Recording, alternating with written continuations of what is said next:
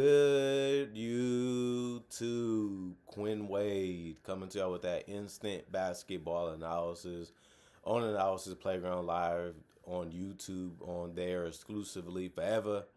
And we're going to talk about how the Chicago Bulls beat the Atlanta Hawks 152 to 150. That's crazy how many points both teams scored. But the Hawks are now 15 and 15 and 5 and 8 at home after losing this game, and they was at home in this game. And the Bulls go to 13 and 15 and 6 and 9 on the road. Both teams had 38 points by the end of the first quarter, so it was a tie.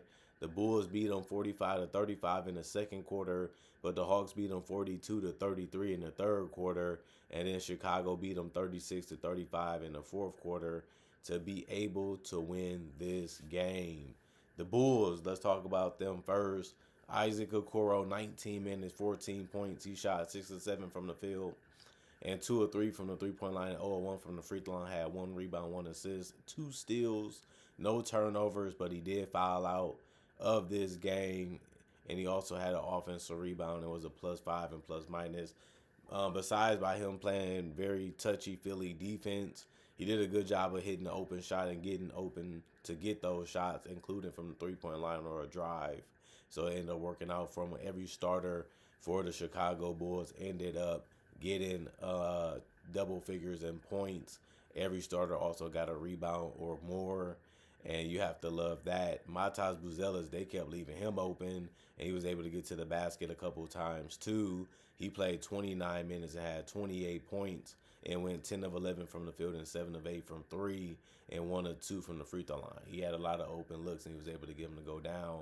And this one, you have to be happy about that. He also had 3 rebounds, no turnovers, a steal, and 2 blocks, 2 personal fouls, and a +5 and plus minus. Meaning if you try to come at him or you try to do something to him or through to his teammates, he was able to catch you off guard a little bit and catch you slipping and get those steals or a block. Nikola Vucevic, he kept taking good looks too, although he did go 5 of 12 from the field and 1 of 6 from 3. They all still was high percentage shots. He just couldn't make all of them, which happens. He also was 2 of 2 from the free throw line and finished with 13 points in 30 minutes. He also had 5 rebounds, 6 assists, 1 turnover, and 3 steals. 1 offensive rebound, 1 personal foul, and a +6 and plus minus. You can't get, he pays attention. He may not be the fastest guy, he may not be the quickest guy, but he still can make things happen with his hands and his mind. That's how he got the steals. That's how he was able to make the right passes and get the right rebounds. He's just a good team player and very unselfish. And then Kobe White, 31 minutes, he had 21 points. He went 6 of 13 from the field and 3 of 7 from 3. And he also went 6 of 10 from the free throw line. Missed a lot of easy ones, which was the free throws. And this one, he also missed perimeter shots in this one too. But he did have 2 rebounds, 5 assists, and 3 turnovers. And he also had 2 personal fouls and 1 offensive rebound and a +4 and plus minus. He gave them enough. You know, you want him to come out and score and be a combo guard for the team. And I feel like he was able to do that when he had the ball in his hands. He just wasn't just jacking up shots. He was trying to do both. And that's what he's good at now. And then Josh Giddey, 32 minutes, 19 points. He went 6 of 12 from the field, 2 of 6 from 3, and 5 of 8 from the free throw line to finish with a double-double because he had 12 assists. He was really pushing the pace, getting the ball up the court, and just collapsing the defense or getting rid of the ball early, which sometimes led to assists. And he also had 9 rebounds, meaning he almost had a triple-double. He also had 1 turnover, 2 steals, 3 personal fouls, and a +2 and plus minus. He played his game real smart and really good. Just forcing the defense to make decisions and trying to hurt them with the decisions that they make. And it worked out whether he was scoring or passing. Zach Collins was usually finishing around the rim. 16 minutes, 10 points, 4 or 5 from the field, 2 or 4 from the free throw line. He had the most rebounds off the bench with 7. He also had 2 assists, 2 turnovers, 3 offensive rebounds, and 3 personal fouls. And was a -5 and plus minus as long as he's scoring and he's doing it efficiently and helping out in other areas. You're happy with what he did in this game. Jalen Smith, he played 13 minutes and had 3 points. He was 0 of 1 from the field, 3 or 4 from the free throw line. He had 5 rebounds, 3 assists, and a turnover, 1 offensive rebound, 1 personal foul, and a -4 and plus minus. He found the way to not, shy away from the contact and the physicality and that's how he was able to get to the free throw line and get some boards before the night was over. And he got rid of the ball early and often when he got his assist. Patrick Williams, 9 minutes, 4 points, 2 of 7 from the field, all one from three. He did have 4 boards and 1 assist. 2 offensive rebounds out of the 4 total, and was a -5 in plus minus. And he didn't score the ball that great efficiency wise, but at least he was able to score and help out in other areas. And Kevin Huerter, he kept getting open, and this one, whether it was from the paint or from the 3 point line, he ended up playing 21 minutes and had the most points off the bench with 16. He also went 6 of 9 from the field and 4 of 7 from three. You have to love that. He also went 0 of 1 from the free throw line, had 1 rebound, 5 assists, 1 turnover, 1 steal, and a block, 3 personal fouls, and +9 and plus minus, meaning it was nothing that he didn't really do in this game, and he really gave them a boost off the bench with his spacing and the shooting and his ball handling and his quick decision of getting rid of the ball or shooting the shot. And Trey Jones kept the tempo going too. He played the most minutes off the bench with 23, finished with 11 points because he went 7 of 7 from the free throw line, 0 of 1 from three, 2 of 5 from the field. He had 3 rebounds, 5 assists, and a turnover, 2 offensive rebounds, and a 0 in personal fouls, which is great in the minutes that he played. And he was also a -8 in plus minus. He just kept attacking and not settling. And when he wasn't doing that, he was dumping off the ball or kicking it out. And Ayo Dosunmu, he was in there mainly for scoring, and he did that, going 6 of 10 from the field, 1 of 3 from the 3 point line, and finishing with 13 points in 17 minutes. He had 1 assist, 1 turnover, no personal fouls, and was a +1 and plus minus. He gave you a lot of scoring in a small amount of minutes, playing with a lot of guys that like the ball in their hands. And he was still able to eat, and he ate really good in this one. 53 of 92, 58% from the field, 20 of 42, 48% from three, and 26 of 39, 67% from the free throw line as a team. They also had 40 rebounds, 41 assists, 11 turnovers, 9 steals, 3 blocks, and 21 personal fouls. And the Atlanta Hawks, they put themselves in a good situation to be able to win it. Obviously, Trae Young missed the last shot, but they really played good as a team. The starting lineup ended up getting an assist or more and a rebounder more in this game. So you have to like the team way that they played.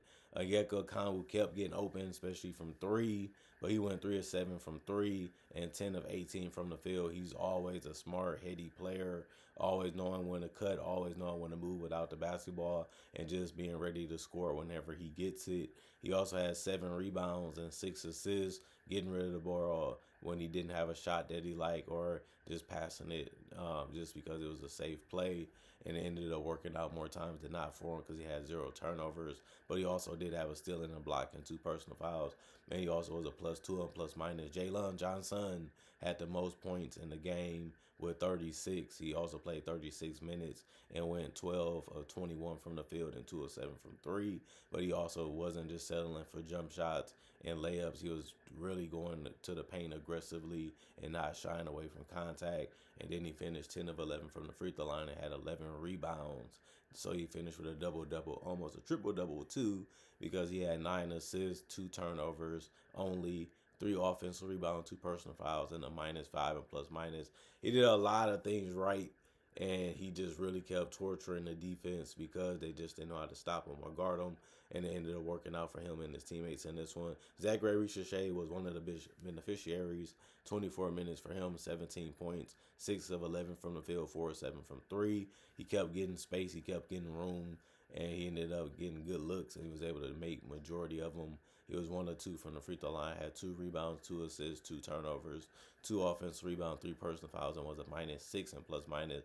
And Trae Young came back after having that knee injury again. He finished with 26 minutes though, and he did have 35 points and went 10 of 15 from the field and 7 of 8 from the 3 point line. Is good to see him get catch and shoot opportunities. It's good to see him get good looks besides him always have to dribble and find ways to create his own looks, and mainly because he got a lot of ball handlers on the team, especially Jalen Johnson.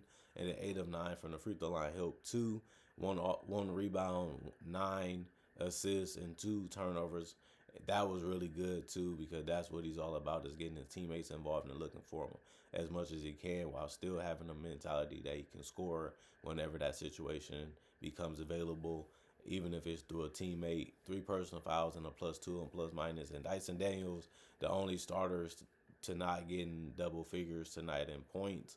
He played 39 minutes and had 8 points. It was 3 of 9 from the field, 0 of 1 from 3, and 2 of 4 from the free throw line. Also had 9 rebounds, 9 assists, 1 turnover, 2 steals, 1 offensive rebound, 1 personal foul, and a -11 and plus minus. Almost had a triple double himself, and he did get his steals, but he just didn't shoot the ball that great from the field and from the free throw line. But he still did a lot of things really good in this game, so you have to be happy with his play.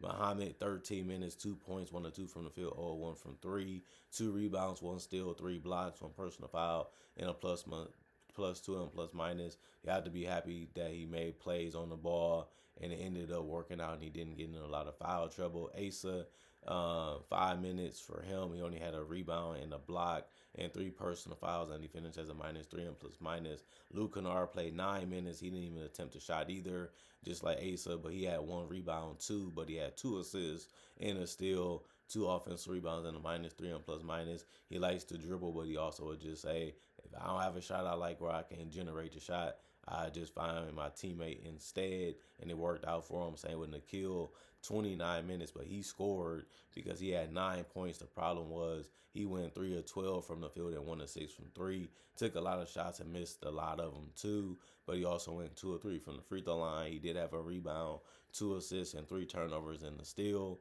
He also had 2 blocks, but he had 5 personal fouls, and it was a +7 and plus minus.